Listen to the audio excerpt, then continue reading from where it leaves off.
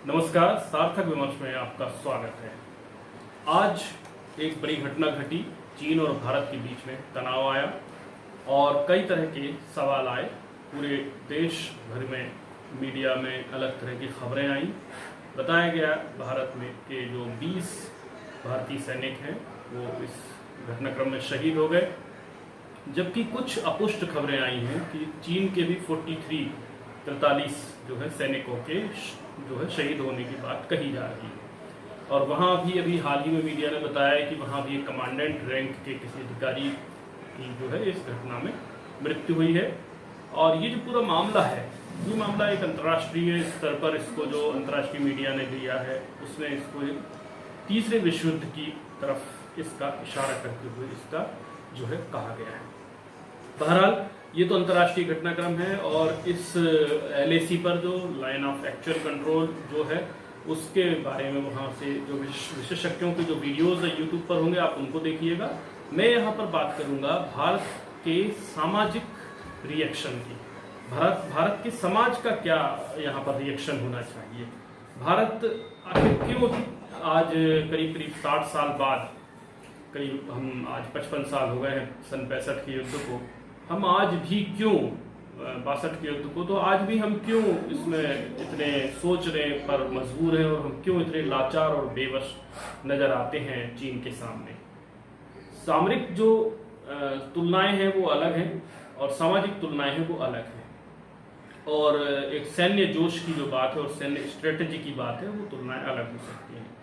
एक महाभारत में 100 कौरव थे और पांडव 5 थे। अगर तुलनात्मक तरीके से देखा जाता तो अस्त्र शस्त्र और धन बल और जन बल के मामले में कौरव बहुत आगे थे, लेकिन पांडव बहुत कम थे। पर पांडवों के पास स्ट्रैटेजी जो थी वो बड़े स्ट्रैटेजिस्ट उनके पास थे कृष्ण, जिसकी वजह से युद्ध जो है पांडवों के पक्ष में अंततः हुआ।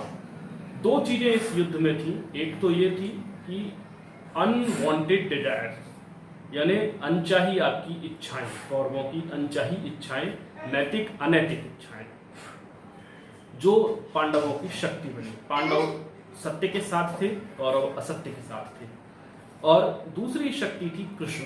कृष्ण जैसे स्ट्रैटेजिस्ट पांडव के पास थे, कौरव के पास वैसे स्ट्रैटेजिस्ट नहीं थे। योद्धा बड़े बड़े थे लेकिन स्ट्रैटेजिस्ट नहीं थे। बताया जाता है महाभारत में भीष्म को कोई नहीं हरा सकता था, उनको हराने के लिए शिखंडी का सहारा लिया गया। द्रोणाचार्य को कोई नहीं हरा सकता तो उनको हराने के लिए एक हाथी का सहारा लिया गया। ऐसे कई और महारथी, अतिरथी, महायोद्धा उसमें शामिल थे जिनको इतनी आसानी से नहीं हराया जा सकता था। और जबकि पांडवों की सेना में बहुत कम लोग थे और सीमित लोगों के साथ वो लड़ रहे थे, परंतु उनकी रणनीतियां इतनी कुशलतापूर्वक चलती थी कि रोज की एक योजना होती। 18 दिन तक कृष्ण ने जो है इस युद्ध को लीड किया था गुरु के रूप में। अब हम आते हैं चीन और भारत के बीच में। भारत और चीन के बीच का जो युद्ध है, मैं अगर कहूँ ये महाभारत से बहुत मेल खाता है तो ये गलत नहीं होगा, क्योंकि इसमें चीन का जो इंटेंशन है वो मल इंटेंशन है, खराब इरादा है उसका, और भारत का इरादा खराब नहीं है। जैसे कौरवों ने पांडवों की सारी संपत्ति हथिया ली थी और अंततः पांडवों के जो 5 गांव के सिद्धांत थे उसको भी जो है कौरवों ने खारिज कर दिया था। 5 गांव हमें दे दो, उसको भी उन्होंने खारिज कर दिया था।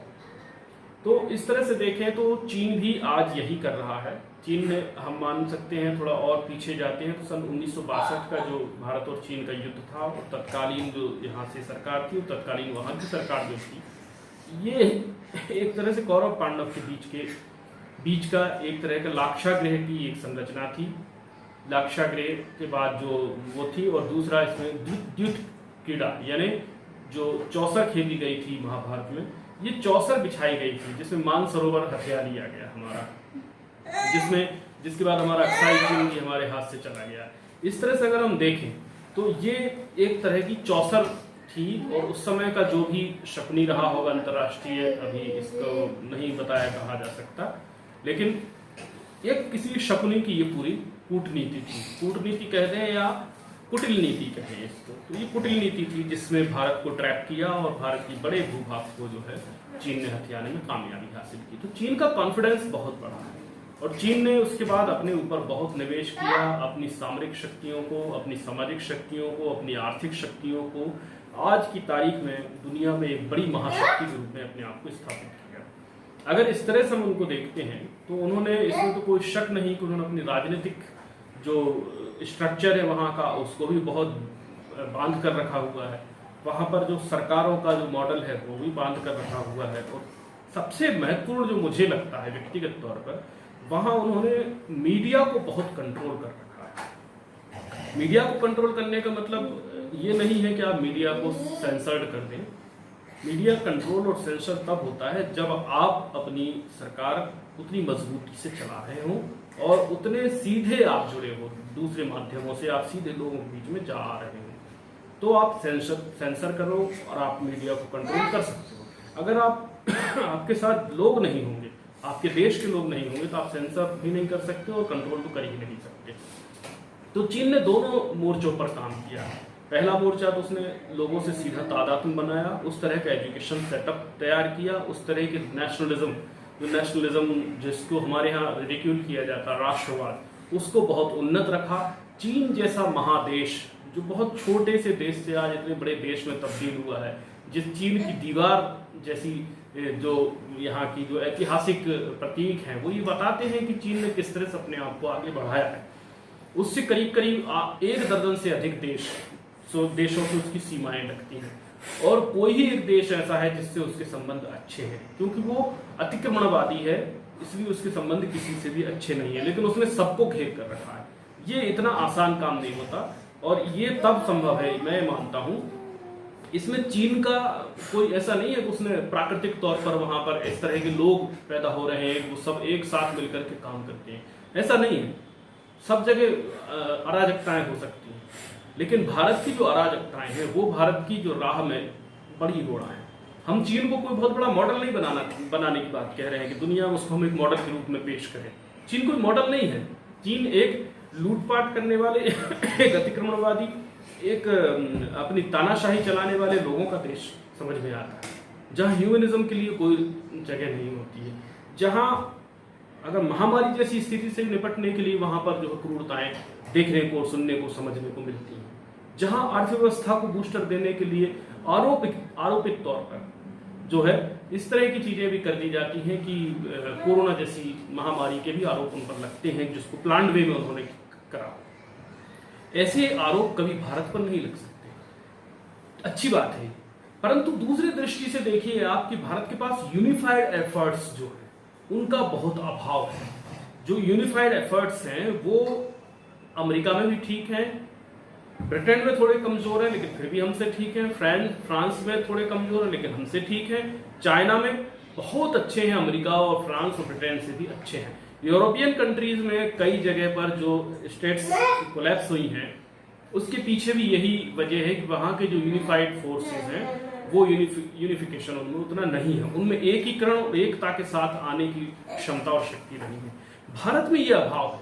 भारत में जबकि इसकी बहुत संभावना है, बहुत इसका प्रभाव है कि हम एक रहें, एकता के साथ एक सूत्र में आगे बढ़ें, इसकी बातें बहुत की गई हैं, लेकिन उसके लिए मॉडल कोई नहीं बनाया गया है।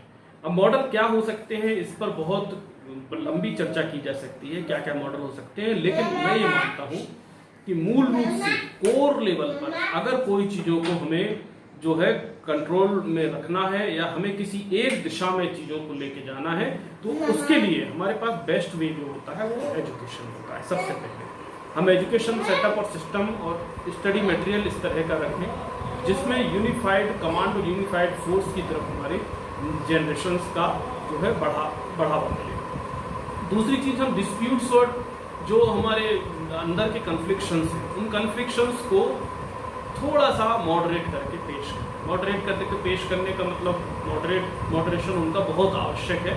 तीसरी चीज जो राइट टू स्पीच है, राइट टू स्पीच में भी मॉडरेशन की आवश्यकता है। कुछ विषय हैं जिन विषयों पर हमें अपनी जो है इस आज़ादी में थोड़ा सा जो है बंधन आवश्यक है, थोड़ी सी दास्ता इसमें जरूर है। इस तरह से देखें हम। चौथा होता है कि हम अपनी जो मशीनरी है उस मशीनरी को इतना एफिशिएंट बनाएं कि वो नीचे तक जाए। हमारे पास जो ब्यूरोक्रेटिक जो मशीनरी है, क्लरिकल छोड़ दीजिए, लेयर 1, 2, 3, 4 छोड़ दीजिए, लेयर 1 जो है टॉप लेयर जिसमें ब्यूरोक्रेट्स आते हैं, उस लेयर में ऐसा क्या है कि एक ऐसा एग्जाम क्रैक करके वो लोग कलेक्टर बनते हैं, एसपी बनते हैं, IAS, IPS, IFS etcetera etcetera अखिल भारतीय सेवाओं में आते हैं, देश का सबसे प्रतिष्ठित जो है एग्जाम निकालते हैं, देश की सबसे कठिन परीक्षा और सबसे मेधा के जो जांच की जो परीक्षा है उसको पास करके आते हैं। लेकिन जब वो एग्जीक्यूशन में बैठते हैं तो एक प्रिंसिपल सेक्रेटरी बनकर के वो हेल्थ का कोई कायाकल्प नहीं कर पाते, वो एक कलेक्टर बनकर जिले के लेकर के बहुत बड़ा विजन पेश नहीं कर पाते। आखिर ऐसा क्या है? एक तो हमें इस पर भी सोचना पड़ेगा अगर हम इस तरह की परिस्थितियों से बचना चाहते हैं कि हमें एक पैरेलल ब्यूरोक्रेसी के एक सोशल क्रेसी का विचार है, एक सिविल क्रेसी भी हमें क्रिएट करनी चाहिए। लेकिन सिविल क्रेसी भी औपचारिक होनी चाहिए और उसमें फाइनेंस का इन्वॉल्वमेंट बहुत सीमित होना चाहिए, क्योंकि फाइनेंस के इन्वॉल्वमेंट के बाद वो जो क्रेसी है, सिविल क्रेसी कहते जिसको, या जन व्यवस्था कहते हैं, तो वो व्यवस्था कहीं ना कहीं दोषपूर्ण हो जाती है। और उसमें भी हर आम आदमी नहीं, मतदान की तरह, वोट की तरह कि एक आदमी जो है बहुत साधारण व्यक्ति है जो देश दुनिया के बारे में कुछ समझता भी नहीं है, 10 पैसे 2 पैसे उसको मिल जाते हैं, उसके बदले वो अपना वोट बेच देता है। और एक व्यक्ति को जो दिन रात देश के लिए खट रहा है, देश के लिए सोच रहा है और सोच समझ के वोट दे रहा है, उसका वोट नहीं है। वैसी व्यवस्था नहीं चाहिए हमको, कोढ़ी व्यवस्था, लंगड़ी व्यवस्था, अपूर्ण व्यवस्था, दोषपूर्ण व्यवस्था। हम चाहते हैं कि एक ऐसी ब्यूरोक्रेसी की पैरेलल एक सोशल क्रेसी, एक सिविल क्रेसी खड़ी हो जो इनकी मॉनिटरिंग करे, इनके शैडो की तरह काम करे, जिसके पास ऑडिट के राइट्स हो, जिसके पास चीज़ों को जो है समझने और समझाने के राइट्स हो, काम वही करे। सेम हियर हमें पॉलिटिकल थोड़ी सी चेंजेज करने पड़ेंगे। हमने जो है विपक्ष का मतलब कुछ और मान लिया है, सरकार का मतलब कुछ और मान लिया है, और सदन का मतलब हमने कुछ और मान लिया है। हमें जो है इनमें बहुत बड़े व्यापक बदलाव की आवश्यकता, और ये पॉलिटिकल जो चेंज है वो सबसे महत्वपूर्ण है। मैं ये नहीं कह रहा हूँ कि आप जो है विपक्ष को खत्म कर दीजिए या सरकार को खत्म कर दीजिए या पॉलिटिकल 2 पोलर सिस्टम कर दीजिए या बाइकैमरल जो है हमारे यहाँ व्यवस्था उसको खत्म कर दीजिए या और कोई संघीय व्यवस्था को लाद दीजिए, राज्य व्यवस्था हटा दीजिए या सूचियाँ संवर्ती, राज्य की सूचियों को एक करके एक बना, केंद्र और राज्य की सूची बना संवर्ती कर दीजिए या कुछ और। मैं सिर्फ इतनी सी बात कह रहा हूँ कि हम पॉलिटिकल एजुकेशन पर ध्यान दें। पॉलिटिकल सिचुएशंस और एजुकेशन दोनों का हम एक कॉम्बिनेशन, एक सिलेबस तैयार करें। हम जो राजनीतिक शास्त्र विश्वविद्यालयों में पढ़ाते हैं उस राजनीतिक शास्त्र को हम विज्ञान की तरह, एक मेडिकल परीक्षा की तरह, एक इंडिपेंडेंट सोलो एक एग्जाम मॉडल एक खड़ा करना चाहिए। एक तो व्यवस्था ही हो सकती है। दूसरा जो हमने कर रखा है कि हम किसी भी मसले पर एक होते नहीं, किसी मसले पर। विपक्ष का अर्थ ये है कि सरकार जो करेगी वो गलत करेगी कहना है हम लोगों को, और सरकार का काम ये है कि जो वो कर रहे हैं वो सही कर रहे हैं, ये लोगों को बताना है। इस द्वंद्व में होता क्या है कि विश्वास खत्म होता है, व्यवस्थाओं पर जो हमारा विश्वास है उसको खत्म होता है। अगर पुलिस ने किसी अपराधी को या बिना अपराधी किसी व्यक्ति को किसी पुलिस ने हैरेस किया तो हमारी जो एक परसेप्शन है हमारे वो ये बनते हैं विपक्ष के, हम अगर सब पैरोकार हैं, समर्थक हैं एक दल के, तो हमें बनता है पुलिस ने गलत किया, और अगर हम सत्ता दल से थोड़े अलाइंड हैं तो हमको लगता है पुलिस ने सही किया। तो ये इसलिए लगता है क्योंकि ट्रस्ट नहीं है। सबसे मूल बात है हमारे अपने आप पर विश्वास, अपनी व्यवस्था पर विश्वास। अगर उसमें कोई कमियां हैं, कोई दोष हैं, तो हमारे पास भी इतने अवसर होने चाहिए कि हम उसको कह सकें। अवसर होने का मतलब ये नहीं है कुल्हाड़ी उठा करके आप पेड़ काटें। अवसर होने का मतलब ये है कि हम उसे मॉडरेट कर सकें, हम उसमें भागीदारी कर सकें और हम उसके एक हिस्सेदार बहुत ही प्रामाणिक तौर पर हम उसमें बात कर सकें। मेरा कहना ये है कि चाइना ने जो हुआ है, चाइना के पैरेलल हम कहाँ खड़े हैं, ये तुलना का समय नहीं है। इसमें हमें ये देखना पड़ेगा कि आपके पास स्ट्रैटेजिस्ट कैसे, आप कितनी स्ट्रैटेजी अच्छी बना सकते हो और स्ट्रैटेजिस्ट पर उसकी सेना, उसके लोग, उसकी प्रजा कितना विश्वास करते हैं, ये महत्वपूर्ण है। तो हमें लोक विश्वास पर भी बहुत काम करना पड़ेगा। बहरहाल चीन पर बहुत सारा कंटेंट यूट्यूब पर पड़ा हुआ है, आप उससे भी देख सकते हैं। तो मैं कोई अथॉरिटी के साथ ये नहीं कहता हूँ कि इसका कोई समाधान ये हो सकता था कि ये किया जाए वो किया जाए, लेकिन मैं ये अथॉरिटी के साथ ये ज़रूर कह सकता हूँ कि चीन के लोग भी कोई प्राकृतिक रूप से भगवान ने अलग से बनाकर नहीं भेजे हैं कि वो चीन को चीन बना सकते हैं। भारत में भी वही लोग हैं, वो भी कहीं अलग से नहीं है। सिर्फ आप 2-4 चीज़ों को मॉडरेट कर दीजिए, थोड़ी सी मुंह बंद कर दीजिए लोगों को जो चीख पुकार करते हैं बेमतलब की, बिल्कुल भी जिनका कोई अध्ययन नहीं होता, जिनकी कोई बहुत यूनिफाइड सकारात्मक सोच नहीं होती, जो किसी 3 में न 13 में है, वो सिर्फ रायता फैलाओ लोग हैं, उनका मुंह बंद करिए या उनको तरीका सिखाइए। दूसरा, आप एजुकेशन में ऐसे स्ट्रक्चर ऐसे सिलेबस इंट्रोड्यूस कीजिए जिनमें नेशनलिज्म हो, जिनमें एक रहने की भावना हो, जो छोटे छोटे इश्यूज हैं उनको मॉडरेट कीजिए। हिस्ट्री को इस तरह से डिज़ाइन कीजिए कि हिस्ट्री आपकी ऐसी नहीं होनी चाहिए। डिज़ाइन कीजिए कह रहा हूँ, हिस्ट्री को एज इट इज़ रखने की आवश्यकता नहीं होती, डिज़ाइन करना पड़ता है क्योंकि ये मॉडरेशन आपके हाथ में है। ये करिए आप और उसको इस तरह से डिज़ाइन कीजिए कि आपकी हिस्ट्री एकदम से कायरों का और बुज़दिलों का देश नहीं होना चाहिए, भागने वाले मेंढकों का देश नहीं होना चाहिए जो तरारी पे एक नहीं उनको तोलना मुश्किल हो जाता है, ऐसा नहीं होना चाहिए। आप एक यूनिफाइड फोर्स शुरू करेंगे तो आपके पास, आपके लोगों के पास, आपकी नई जनरेशन के पास इस तरह की कोई एग्जाम्पल्स नहीं होंगे जिससे वो मिसगाइडेड हो पाए। तो जो हमारा किसी भी देश में 2-4% तो लोग होते ही हैं इस तरह के शल्य टाइप के, जो किसी भी चीज़ की शल्य क्रिया करते हैं, खोद खुदाड़ करते रहते हैं, उनका कोई मकसद सृजन नहीं होता, विध्वंसक होते हैं। विध्वंसक लोगों को आप 2-4% तो होंगे, लेकिन अधिकतर ना हो, और जो हो वो कम से कम व्यवस्थाओं में विश्वास करें। वैसे व्यवस्थाओं को भी उतना ईमानदारी से पेश आना होगा। बहरहाल, आप इस वीडियो को लाइक कर सकते हैं, शेयर कर सकते हैं, सब्सक्राइब कर सकते हैं। मुझे दीजिए इजाज़त।